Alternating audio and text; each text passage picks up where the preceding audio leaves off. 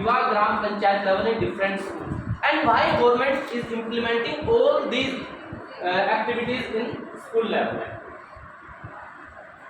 Sir ने बताया 1884 lord Lytton lord Ripon के टाइम से पंचायती राज सिस्टम इंडिया में स्टार्ट हुआ, लेकिन 1992 के अंदर कॉन्स्टिट्यूशनल अमेंडमेंट एक्ट बना। इससे पहले 1959 से 1992 तक जो ग्राम पंचायतें बनी उनके पास कॉन्स्टिट्यूशनल राइट्स तो नहीं थे, लेकिन वो बनाई कैसे गई?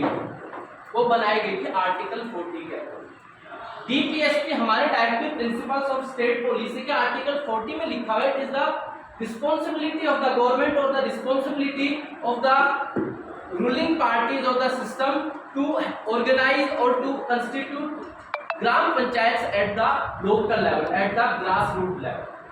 गांधी जी ने एक बार कहा था कि जो रियल डेमोक्रेसी है ना वो गांव में बसती है। The real democracy lies in the villages. क्यों? वहां डेमोक्रेसी का जब अब्राहम लिंकन ने एग्जाम्पल दिया तो उन्होंने कहा था लोगों का लोगों के लिए लोगों द्वारा शासन। तो हम ये जो डेफिनेशन है ये सिर्फ जो विलेज लेवल की डेमोक्रेसी हम वहीं पे लागू कर सकते हैं। आप वहां पे डिसीजन मेकिंग में डायरेक्टली पार्टिसिपेट कर सकते हैं, डिसीजन मेकिंग में डायरेक्टली आर्ग्यूमेंट कर सकते हैं। हमारे पार्लियामेंट के रूल्स बनते हैं उसमें डायरेक्टली हम पार्टिसिपेट नहीं कर सकते, हम हमारे रिप्रेजेंटेटिव भेजते हैं।